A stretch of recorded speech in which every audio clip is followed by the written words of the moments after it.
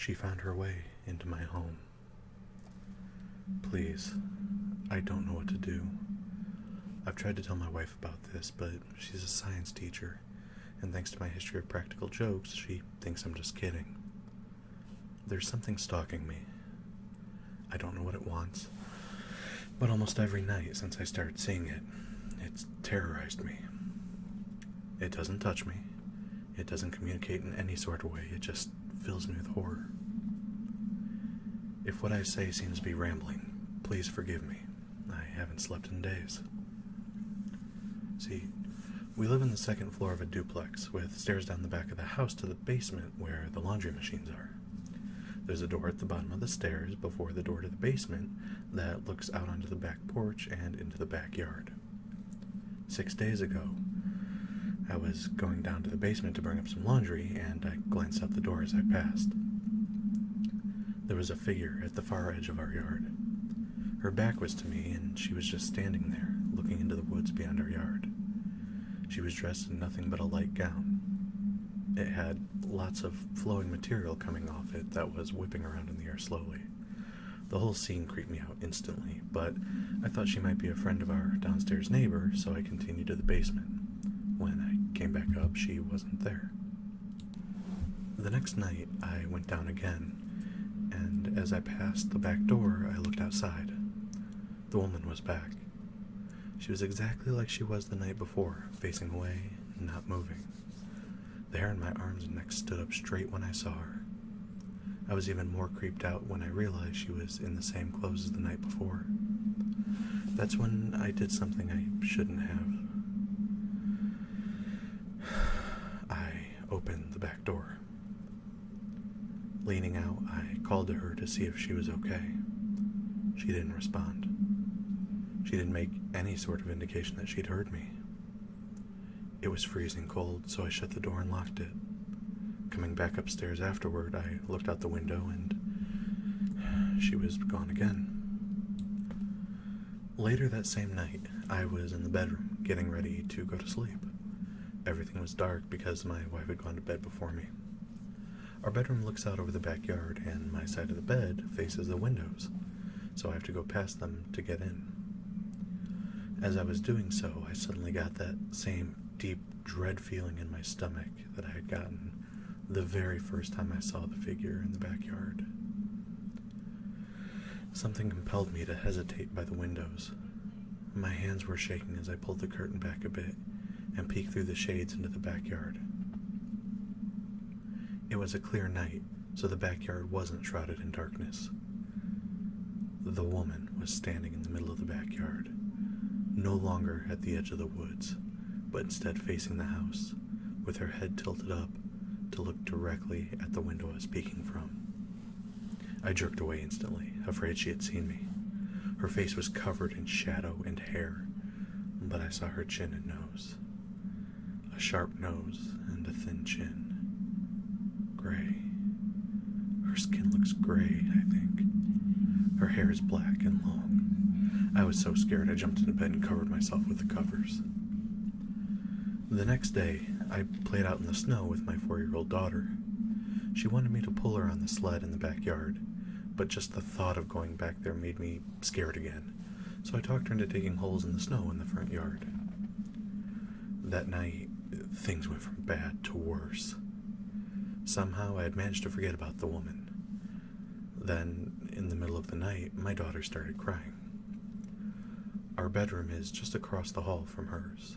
I thought she might need to use the bathroom or just be having a bad dream, so I went into her room to see if she was okay. She was uncovered, curled into a ball on her mattress.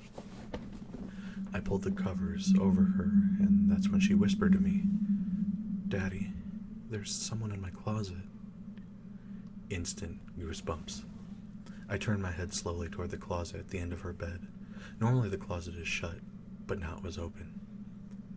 The woman was standing in my daughter's closet.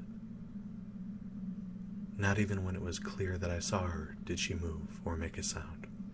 Just stood there and looked at me through the cracked open door.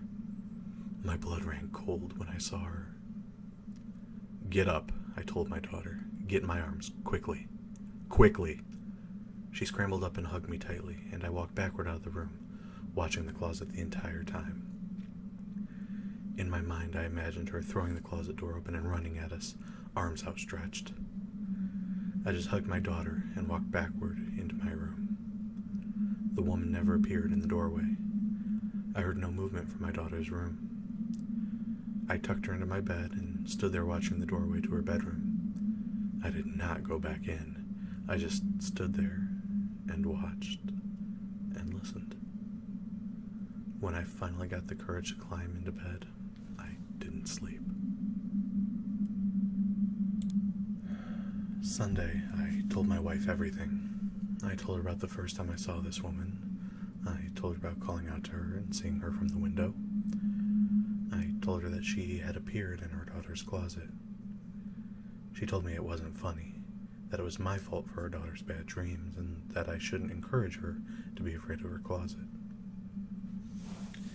Sunday night, my daughter called out to me from her room again, calling me a coward. But I couldn't go back into that room.